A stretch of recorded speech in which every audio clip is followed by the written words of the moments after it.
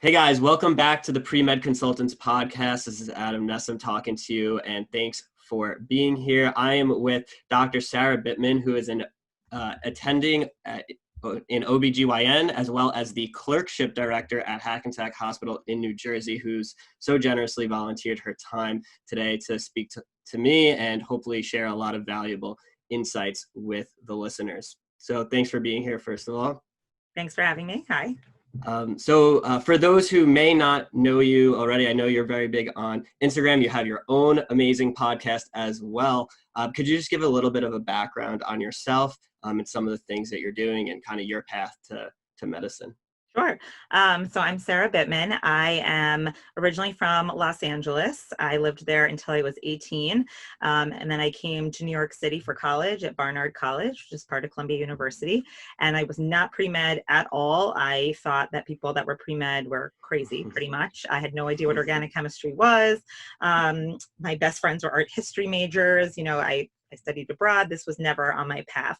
And I was a psychology major. So because I was used to going to school and liked going to school, when I finished college, I figured I would get a PhD in psychology since, I didn't mind going to more school. But the more I looked into it, I didn't know if I liked the options that were available for a PhD in psychology. And I had a mentor at an addiction institute at Roosevelt Hospital that I worked with, who basically said, you're young and you seem to have the time. Why don't you think about medical school? Maybe you'd like being a psychiatrist. She was a medical doctor back in Argentina, and when she moved to the US, wasn't able to practice anymore. So was working as a social worker. And so I said, sure. I threw in an application to the post-bac pre-med program at Columbia, right across the street from my college. And, the more I looked into psych PhD, it just didn't seem right. And so when I got into the post-bac program at Columbia, I decided to go for it, not knowing so much about it, and figured that I would be a psychiatrist. So I started post-bac. It was extremely hard. It was hard to the point that I would say a lot of people, maybe even up to half of people, dropped out after their first year of the two or were not invited back. And so, I think it was harder than medical school, but we had a linkage program at that time with maybe 9 medical schools. And so it was the kind of thing where you pick one, and if you get in and meet their requirements, you go. And so I did the linkage with New York Medical College. So I was in Westchester. I, was a little scared of where else I would wind up, and I was engaged at the time to my now husband, who's from Rockland County, New York. So, I stayed in Westchester, did medical school, got married during medical school, and wound up in OBGYN, which again was never ever on my radar until I started and rotated through. And then I did residency at Rutgers. So in New Jersey, we split our time between 2 hospitals. One is a very big inner city university hospital in Newark, and the other one is a smaller, nicer hospital, I guess you could say, in Hackensack, which is where I still work.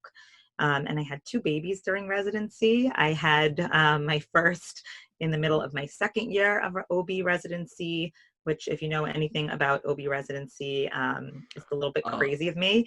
And it's tough. I was even on my 30-year rotation in OB/GYN. I was like, wow, they work hard. Yeah, they do. They do. I still don't really know how I did it, even the whole residency, and we can talk about that later, but it's hard. And then I was crazy enough that I had my second baby in my last year of OB residency. And when I was done, I did not do a fellowship. I thought I would when I started residency, but that plan also changed for me. And then I started working as a faculty member at Hackensack Hospital. And lately I've done a lot more teaching. So now I am in charge of the 3rd-year medical students. We have a new medical school, and I'm teaching a 1st-year medical course starting this summer. And I've just gotten a lot more involved with teaching. Especially I've gotten a lot more involved with sort of focusing my effort on women in medical training, since, I really love talking about my experience having children in residency and being a mother in medicine, and it's nice to see that there's such a community of women physicians on social media. And so I really got into that. And now I have my own podcast for women in medical training. And I just try to be a mentor to women and to everybody, but people that are at any stage in their training. Yeah, that's awesome. And I definitely think there's a need for, different mentors that, someone could see themselves in, and for you helping out women and being able to talk about that experience as having children during residency is like, I'm sure one that a lot of students, especially I work with a lot of older students who are like going through a post-bac or career changer, and they may be married or already have kids that want to know, how they can manage all of that. So what's like one thing that you've felt like you learned, or how are you able to handle both having children while in an extremely tough residency? I think that I didn't think about it so much. Like I just, we've been married for 4 years. Like I'm ready to have a baby, and I didn't let the fact that I was in residency stop me, because like what was I didn't really want to wait 4 more years, and then Right. You're joining a private practice or taking a job, and it doesn't mean it's going to be any easier, right? Unless you're going to take a few years off, which some people can. I don't see when it's ever easy. And so what I tell most people is like, everybody asks me all the time, when is the right time to start a family or to get married or anything? And I think, the message is there's no right time. You got to decide when you're ready.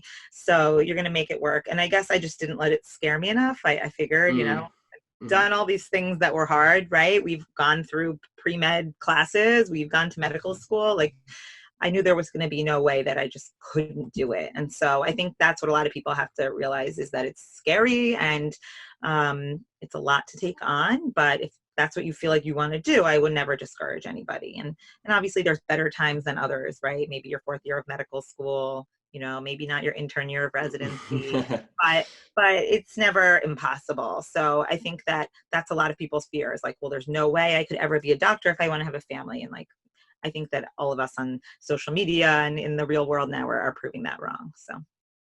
Yeah, that's awesome. And that's great advice. I think there really is there's never going to be a perfect time for anything. And a lot of times what I found, like, which will stop me from doing something, is I'm always like, I'm going to wait for this, then I'm going to start it. And if you do that, you're just never going to actually begin that journey of whatever it is. And so I think one thing for the listeners, if there's something that you feel like you want to do, you're going to figure it out and be resilient when it happens, whether that's having a kid in your intern year of residency or whatever that is, you're going to be able to handle it. But if you don't actually take the leap and go for it, then it's never good. That opportunity will never arise. Exactly. Awesome. So you mentioned how you started off thinking you were going to do psych, and then you somehow transitioned to OBGYN. I know a lot of students have like a very set specialty in mind, a lot of times even as early as pre-med going into medical school, and it's actually fairly common to switch. What was your experience with that, and advice you have for students kind of who think they already know what they want to do and whatnot? Definitely. I think there were so many people in my class that went in thinking they knew what they wanted to do. Like, for example, when we started with anatomy, our first month of medical school, one of the people in my anatomy table dissection group was like set on becoming a hand surgeon, only a hand surgeon. And so when we got to the hand, dissection, she was like obsessed and was all about it and kind of took over. And like, this person wound up going into emergency medicine. And so I think it's good to have an idea. But I do think that so many people changed. So for me, I kind of thought psychiatry, because that's why I thought I was maybe going to medical school, but I never really let myself get so attached to this idea. So after my first year of med school, that was our only summer. We had like 8 weeks off or something in between. And so I did a summer like clinical research fellowship of some sort in OBGYN. You got like a little stipend, and they didn't really know exactly what to do with us. There were 2 of us. And so we just pretty much followed the 3rd years on their rotation. It was as if I did the 3rd year rotation like a year and a half too early. So I really liked it, but I saw that it was really hard, and I was sort of hoping that when I actually got to my rotations, I would find something I liked better and forget about OBGYN. And so I didn't, obviously. I think my first rotation was medicine, and I liked it a lot at first just because I was so excited to be in the hospital. It was just so exciting to not be sitting and studying all day and like be in lecture. But I think that most people figure out within a few weeks of each new rotation if they can see themselves doing it or not. Like for me, at every day in medicine, there was some sort of lunchtime conference, which as an OB/GYN, I think is funny now because there's no conferences for a lot of other specialties. We had those conferences as well, yeah. Yeah, like it was a full lunch and there was a conference. And I realized like I just couldn't sit and listen to someone talk about different types of pneumonia and like infectious diseases. It just wasn't interesting to me. And it was for other people, and that's great. And so the big advice I tell people for finding a specialty is to stay open-minded, but also you got to kind of decide what you think you're going to like learning about forever, right? Because you're always going to be sitting in lunchtime conferences. You're always going to be going away for conferences, once, twice a year.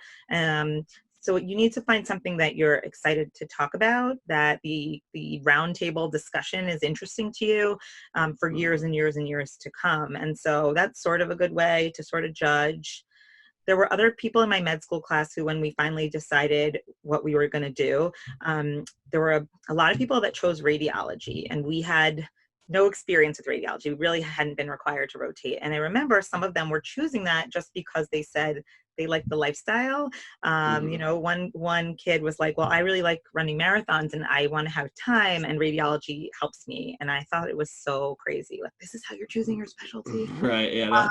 That's a leap. but then again, like, I think that maybe some people realize it earlier than others. I think some of us are kind of naive about what the life is really going to be like. And so if lifestyle is important to you, it's fine. It's important to you. And so as much as there's so many job options now, and you can work part-time or be more of like a hospitalist, like I am part of the time, you still can't like morph your specialty into something it's not, right? And so if you're going to be like a cardiothoracic surgeon, but think that you might be able to make it super part-time, it's probably not that possible, right? So there's only so much that there's new opportunities now. So I think that's another big thing to consider in choosing your specialty. But I would say just be open-minded. Yeah, no, I think that's great advice. And I think even for myself, like during this year off that I'm taking, I'm looking at other electives that I didn't have. Like you said, radiology, you guys didn't get any experience in. We didn't get much experience in emergency medicine, actually, the way my school rotations were set up. So that's something I'll be doing. So I completely agree, like keeping an open mind no matter what, because you may think one thing and then you see the realities of it and it might not be the case. Yeah, I think a lot of people change, and you just have to know that might happen, and that's okay. And you might wind up in something you never ever imagined, and that's fine too. Exactly. Awesome. So as a clerkship director, and also you have a role in choosing residency candidates as well, correct? Yeah. I think that would be really great insight to hear. And I know we have a lot of pre-med listeners, but they're definitely med students as well. So we'll see if we can take anything that you look for in regards to when med students are applying to residency and apply that to like pre-meds applying to medical school. What are some of the things as an interviewer that you're looking for when you're basically meeting and talking with applicants or reading their applications, et cetera? Yeah, I think that it totally applies. I mostly interview people that are applying for residency that are already in med school, but it's got to be the same interview advice. And I work with tons of med students. So I think first at the interview is just being genuine and nice. I know it's hard. People are really nervous, but I think that basically what the interviewer is looking for is that you're someone that's eager, someone that's nice, friendly, and easy to teach, right? We're not expecting you to know anything. We're not expecting you to have like this very specific number of hours of experience, but we just want someone that seems like they're able to be taught, that seems like a team player, and also there is some experience that we're looking for, right? If you apply to medical school, but you've never volunteered in a hospital and you've never done research, then you're not going to be competitive because everyone else has done those things. But also, like, how do we know you really want to go to medical school? And so sometimes those are the residency candidates that we get a little nervous about, is when they leave the room and you're not quite sure that they really are sold on doing OB/GYN. And sitting around that table after the residency interviews are over, we all get together and talk about the applicants. And sometimes there's this sense of like, I'm not convinced this person really wants to do OB/GYN, or that they know enough about it. You sort of get this feeling like, are they applying to two specialties? You wouldn't be surprised. So when applying that to medical school is just that, like, your application is supposed to be well-rounded, and you're supposed to have, you know, some hours of research and experience, because it's mostly just to show us that like you took the time to see what it's like to be a doctor, or that you understand what scientific research is about, and you've put in that time and you still want to be a doctor. And so we just want to be clear on like why you're doing this, why you think you'd be good at it. And then also I look for interesting people, to be honest. You know, I Mm-hmm. tell all pre-med students, like, you can't just be that other, you know, the typical biochem major that did, you know, 50 hours of research and some hospital volunteering here and there. Like, it's just not that memorable. And when it's so competitive and everybody has great MCAT scores and X amount of hours of volunteering and research, like, the people that we remember is the people Mm-hmm. that have like started some sort of business, or was like, Right. you know, something. And I always tell people, like, there's going to be a one liner that people Mm. categorize you as when you leave that interview room. We're going to be like, oh, that's the girl who's the marathon runner, right? And so I was just about to ask you that, because like yeah, what I tell students all the time is you want to be remembered as something, and it's not going right, to be being remembered as the pre-med student, because that's everyone exactly, applying. exactly. And it's hard because some people say like, well, I don't have that thing, but Mm-hmm. there has to be something. And then that's also a reason like you shouldn't give up those things just Mm. because they're pre-med, you know. So that's another thing is, I, as much as you have to study and you have a lot to do, if there was something that you were like a swimmer before, it's good for you and good for the schools to remember you by, to keep it up in some way. And, you know, it just makes you a well-rounded person. You can't like only study and volunteer in the hospital. Yeah, I think that's great to hear, because I know I tell students this all the time as well. Like, you don't want to give up other activities that you enjoy doing, because it's going to balance you, especially with the amount of burnout you see in the medical like career path, whether you're a pre-med med student, resident attending. Yep. You need to have something that you have an identity to outside of just being a doctor or being a pre-med or whatever it is. Um, so that's great to hear that you say that, or actually want to see that from students that are applying to residency. Definitely. I think that's true. Like, those are the people that are least likely to burn out. I think really sadly, like as I go on through my career, you see a lot of women who are, you know, working and have children, and like they literally don't remember what they like to do, right? Like, what did I Mm-hmm. like to do before this life? Like, I have no idea. And I know you don't have a lot of time for it, but if you keep up with it through all that training, it's a habit, or it's just something you do, right? So it's way harder to go back 10, 15 years later and try to pick up those hobbies again that you let go when you were trying to get into med school. And I know you might not do Right. them in the same capacity and as many hours as you used to be able to, but like even a little bit is going to help. Right. Awesome. That's awesome. Is there anything, now I'm putting you on the spot, in particular that you like to, or other hobbies that you specifically have that you found very enjoyable as your Um, I've probably given them up a little bit. I mean, like I was I was a dancer in high school, ballet and modern, and like I sort of wish I had kept that up a little bit more. And I did some of that into college. I'm Mhm. sort of more of an artistic person than like a sports person, and so like drawing, painting, I've started to pick that up sort of here and there. But I think I'm one of those people where you realize like even if it was an hour a week, it's better to do that. Um, you know, or just place, you know, trips, things that make you happy. Like I like Right. a few days by myself every year, and I've made it a promise that like I'm going to go to a conference or something where I just like go away on my own once a year. Hmm. Or if you like to travel, that you can find a way. I'm sure you can find a 4-day weekend and go on a trip, even though you have studying to do. If that's what your thing is that you like. Yeah. I think that's a good point. Like, even if it's not a hobby or something, if there was Yeah, nothing that you cared that much about of sticking with, but it's something right. where you do for yourself on occasion, instead of like, you Exactly. need to break the where you feel like you're on a hamster wheel and the only thing you're doing is studying, going to class, working Yeah. towards the next phase in your career type of Right. thing. Right.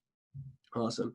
So if there was one thing as like a pre-med or med student, if you went back in time that you could do differently, what would that be? Or if any?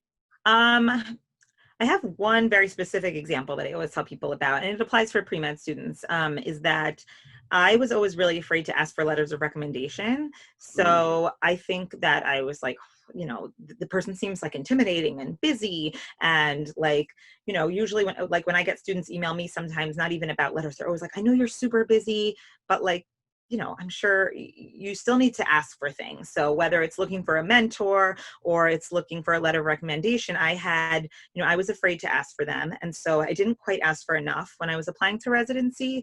And I had somebody from a very big name school that would have been a great letter writer that I asked. She said yes and never wrote the letter. And there's only so many times I could just try to like ask her again and again and badger her. Like, I couldn't go to her house and like make her write it. So I didn't have that letter. And then I feel like I didn't have enough quality letters that were like not from my own home med school, and I had gone to 2 other away rotations and I didn't ask for a letter because I was nervous. So I always tell students, like, even if it could be for med school applications too, like the worst thing that happens is the person says no. The person says, I just don't know you well enough to write a good letter. It's going to be really vague, or like I haven't worked with you enough.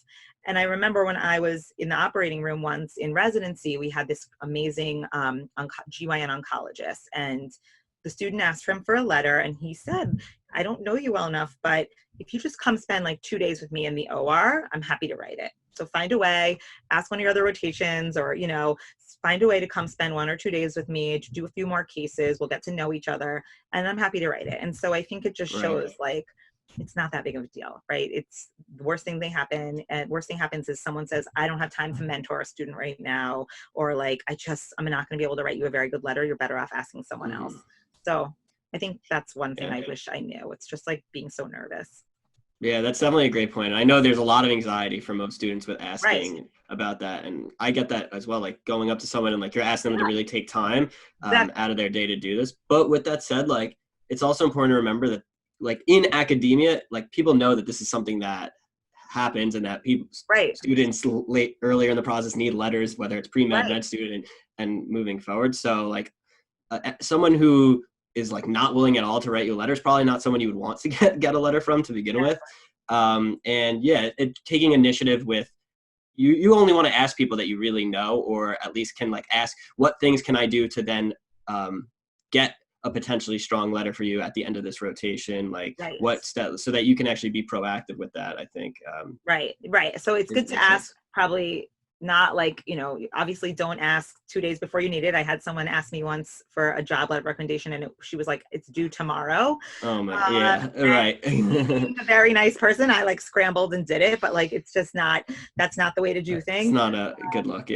And you should provide them a little bit of information, right? So if someone asked me for a letter, I'd be like, okay, can you also send me your CV? But it's nice if you kind of just like send them a little packet with instructions on where to send it, when they need it. And here's like a little more about me that you might not know, because that might factor into their letter. And, as much as they know you, they don't know everything and they're busy. And so if they have it laid out in front of them, it's much easier. Yeah. Absolutely. If for anyone listening, if you are going to get asked for a letter, you want to make it as easy as possible if someone's willing to do that for you, which is very nice. Definitely make sure to be proactive. Don't just expect them to write you a letter because you asked. Like, send your CV, whatever, ask if there's any other information that they want, like give the instructions on how to go about doing it. A lot of times, like even for med school, AMC has a whole like document on like what letter writers should be thinking about when writing you a letter. So you can send that document over. Maybe I'll link that in the show notes below this. But these are things to be thinking about. Definitely. And then thank them. I don't think you need to like send a gift or anything. Great point. But like just thank them. And then, that's enough. And they're more likely to do this for other people. And obviously they took some time to do it. So that always helps. Cool. So obviously, and you kind of just brought this up, like mentorship is a big thing within the medical community. And I'd say like all aspects of life. What's some piece of advice you would give to students that are like looking for a mentor and feel like it's hard, they can't find anyone that, really like works with them long-term, or like they just maybe, not just getting a question answered, but really forming like a relationship with someone? What's like some advice that you would? Yeah, I think that mentorship is huge. I mean, I didn't really have good female or really that many mentors, and maybe it's because I didn't look for them or I didn't realize how important it was. But you have to look for them a little bit. And I always tell people that there are different kind of mentors. I think when you think of the word mentor, you think of like an old man that's like in the field forever, or like maybe has connections or something. But I think that there's mentorship that's equally as important in much, much younger people. So I actually did a whole podcast about this a few weeks ago, but Oh, there's nice. different mentors in different stages. So like I always tell someone, find someone that, let's say you're applying to med school now, that applied 1 or 2 years ago and got in, right? That you know from like your parents' friends or someone that went to your college that the school puts you in touch with or something. And then just that could be a mentor enough, right? Form a relationship, go out for coffee if you're able to, or send emails back and forth. And that's also a mentor. I mean, it doesn't need to be someone that's so far ahead in their career, because honestly, sometimes those people don't really know how it works today, right? Like Mm-hmm. even from when I went to med school, the MCAT is totally different now, right? Yeah. You kind of want like, what did you do wrong when you applied 2 years ago? What do you wish you knew? What programs are good? What med schools, like what's the real reputation of that school that I'm not finding on the website? Right. Right. So, and Mhm. that's a mentor. It's not the mentor that's necessarily going to like get you a job or, write you a letter of recommendation, but if they're in residency and you're applying to their program in a year or two and they know you, they have some say, right? I know this kid Mhm. from school. He's great. He would be a great fit in our program. And the programs really actually take that pretty seriously. So, finding mentors, and also finding mentors in like for different things. So I tell women, you can also find a mentor in something you're not interested in at all that just seems to be like a woman who's managing home and work well, right? So Mhm. it doesn't matter if they're in emergency medicine and you want to do internal medicine, like, right? It's just like, how did this work? When did you do it? What was easy? What was hard? So same for men also, right? Just um so I just recommend like not thinking of mentorship in one specific way. And then if you are looking for sort of those like older, much more established mentors, is just asking nicely, right? And just knowing Mhm. that they're not going to be able to call you every night and like, Right. be in their OR in every case they go to, right? There's only a certain capacity they can mentor you in, but it's just be nice and not being afraid to ask. So.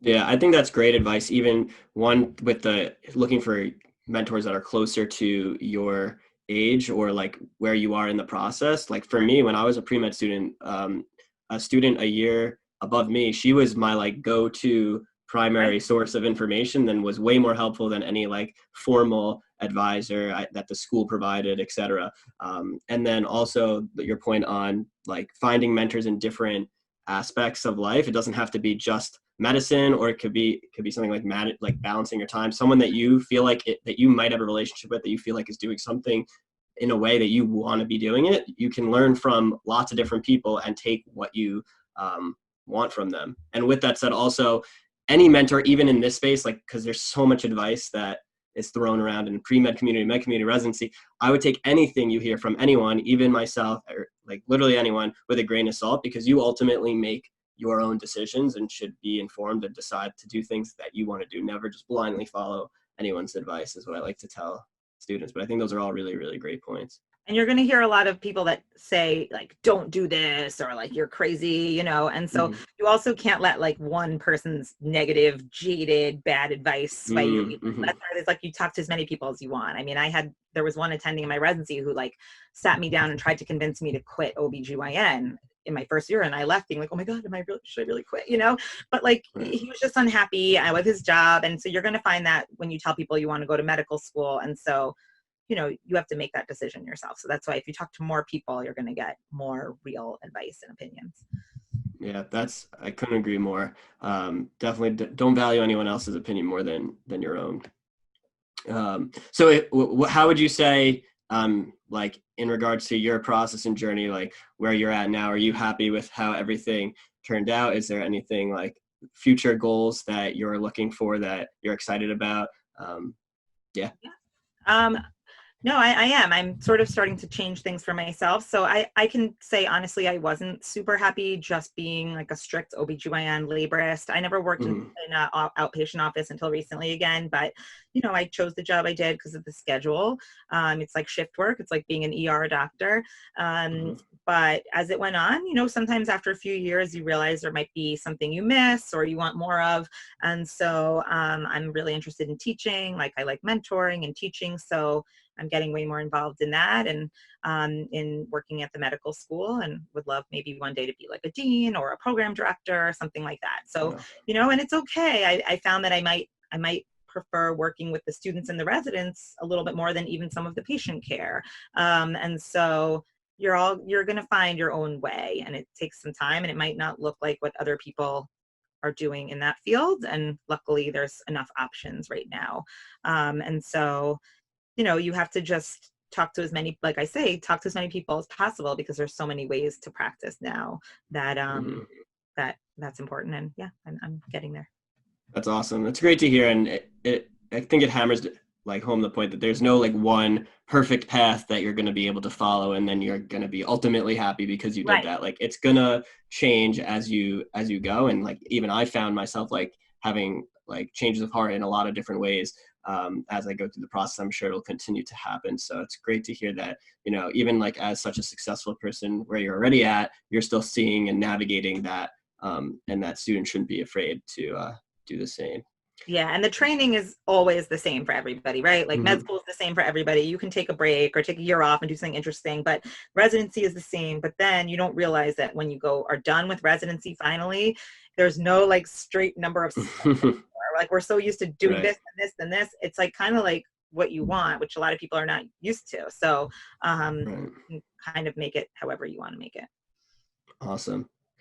Well, thank you so much for your time. I think this was really, really, really helpful for the listeners. Is there anything, any other pieces of advice that you'd like to leave everyone with? And also, where can everyone find you? Sure. So my advice, like I said, would be that, anything is possible. There is never the right time to do anything, and to stay open-minded. And you can find me on Instagram at sarabittman.md. And then the podcast that I have is called She Studies Medicine, and that one is aimed towards women that are pre-med or med students or residents. It's sort of new also, and there's maybe 14 episodes. And on a website is sarabittmanmd.com. And I welcome any questions. Please don't be afraid, like any DMs, anything. Whenever I can get to it, I will, and I try to answer anybody's questions. Awesome. Well, definitely go check out that podcast. It sounds like that mentorship episode you mentioned will be a good one. So I look forward to listening to that. And I hope you have a great day, and thanks again. Thank you. Thanks for having me.